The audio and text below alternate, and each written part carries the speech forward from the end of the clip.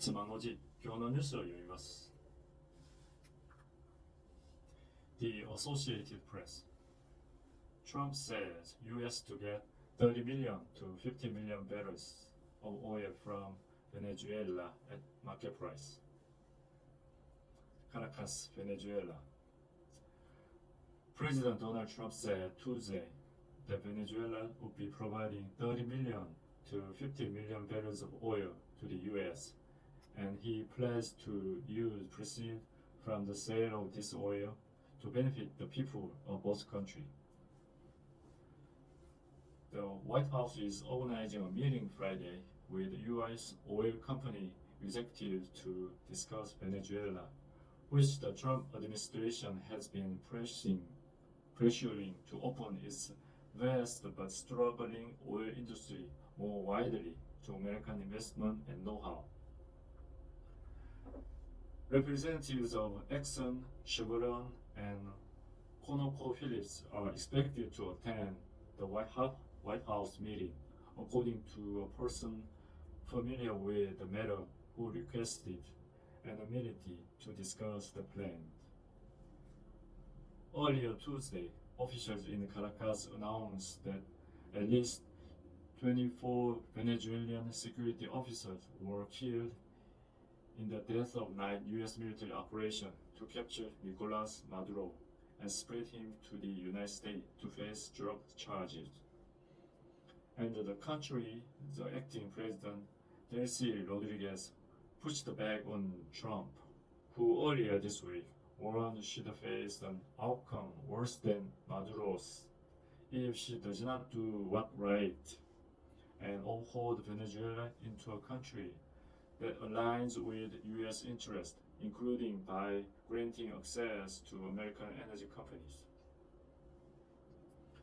Rodriguez, delivering an address Tuesday before government, agriculture, and industry sector officials, said, "Personally, to those who threaten me, my destiny is not determined by them, but by God." Venezuela Attorney General Tarek William Saab said over dozens of officers and civilians were killed in the weekend strike in Caracas, and said prosecutors would investigate the death in what he described as a war crime. He did not specify if the estimate was specifically referring to Venezuela. In addition to the Venezuelan security officials, Cuba's government had previously confirmed that 32 Cuban military and police officers working in Venezuela were killed in the raid. The Cuban government said the personnel killed belonging to the Revolutionary Armed Forces and the Ministry of the Interior, the country's two main security agencies. 7 U.S. service members were also injured in the raid, according to the Pentagon. 5 have already returned to duty, while 2 are still recovering from their injuries.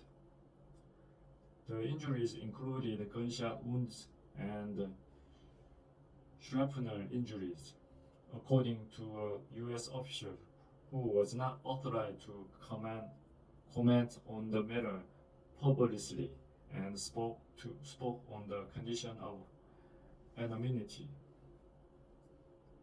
A video tribute to the slain Venezuelan security officials posted to the military Instagram account features faces of the fallen over the black and white videos of soldiers, American aircraft flying over the Caracas, and armed vehicles destroyed by the blast.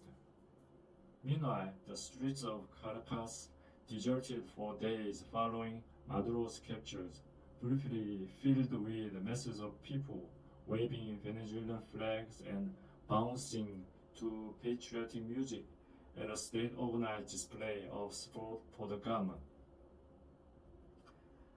Their spilled blood does not cry for vengeance, but for justice and strength, the military wrote in an Instagram post. It reaffirmed our unwavering oath not to rest until we rescue our legitimate president, completely dismantle the territory groups operating from abroad, and ensure that events such as these never again sully our sovereign soil. Questions about the future of Venezuelan oil. With oil trading at roughly $56 a barrel, the transaction Trump announced late Tuesday would be worth as much as $2.8 billion. The U.S. goes through an average of roughly 20 million barrels a day of oil and related products, so Venezuela's transfer would be the equivalent of as much as two and a half days of supply, according to the U.S. Energy Information Administration. Despite Venezuela having the world's largest proven crude oil reserve, it only produced on average about 1 million barrels a day, significantly below the U.S. average daily production of 13.9 million barrels a day during October. The press officer for Venezuela's government did not immediately respond to a request for comment on Trump's announcement. ExxonMobil is developing a mammoth offshore oil deposit in the waters of Guyana, Venezuela's neighbor to the east. The company made oil discovery in 2015 promoted to Venezuela to revive the century-old territorial dispute with Guyana and take a step to annex the remote region known as Essequibo, which comprised about two-thirds of Guyana's landmass. The development has also led to wide-ranging accusations from Venezuela's government, including Rodriguez against Guyana's leaders and ExxonMobil. 2 years ago, Venezuelan lawmakers even considered banning any future operation in Venezuela of oil companies working in Guyana. Earlier Tuesday, Trump pushed back against the Democratic criticism of this weekend military operation, noting that his Democratic predecessor, Joe Biden, had also called for the arrest of the Venezuelan leaders on drug trafficking charges.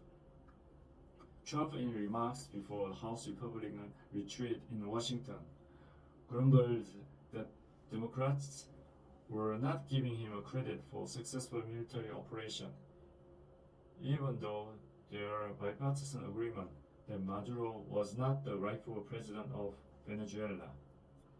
In 2020, Maduro was indicted in the United States, accused in a decade-long narco-terrorism and international cocaine trafficking conspiracy. White House officials have noted the Biden administration, in his final days in office last year, raised the award of information leading to Maduro's arrest after he assumed third term in office, despite evidence suggesting that he lost Venezuela's most recent election.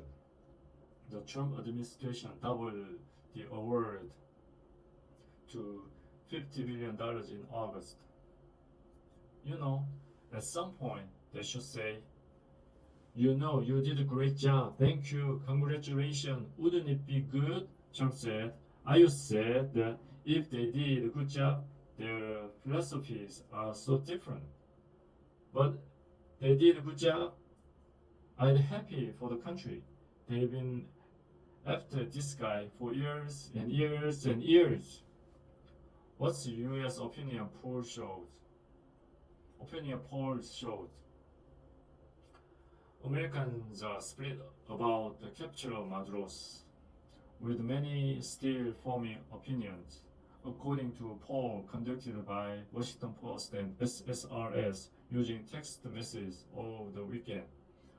About 4 in 10 approved of the US military being sent to capture Maduro, while roughly the same share were opposed. About 2 in 10 were unsure. Nearly half of Americans, 45%, were opposed to the US taking control of Venezuela and choosing a new government for the country. About 9 in 10 Americans said the Venezuelan people should be the ones to decide the future leadership of their country. Maduro pleaded not guilty to federal drug trafficking charges in a US courtroom in Monday. US forces captured Maduro and his wife early Saturday in a raid on a compound where they were surrounded by Cuban guards. In the days since Maduro's ouster, Trump and top administration officials have raised anxiety around the globe that the operation could mark the beginning of more expansionist US foreign policy in the US hemisphere. In the Western Hemisphere, the president in recent days had renewed his call for an American takeover of the Danish territory of Greenland for the sake of US security interests, and threatened military action on Colombia for facilitating a global sales of cocaine. While his top diplomat declared the communist government in Cuba is in a lots of trouble, Colombia responded to Trump. Colombia's Foreign Affairs Minister Rosa Villavicencio said Tuesday she met with the U.S. embassy's chargé d'affaires in Bogota to present him with a formal complaint over the recent threat issued by the United States. On Sunday, Trump said he wasn't ruling out an attack on Colombia and described its president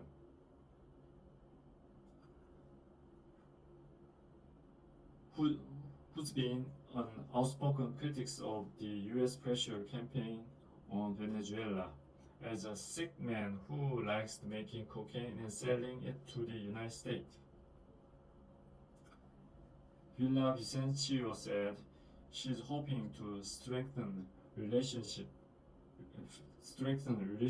with the United States and improve cooperation in the fight against drug trafficking.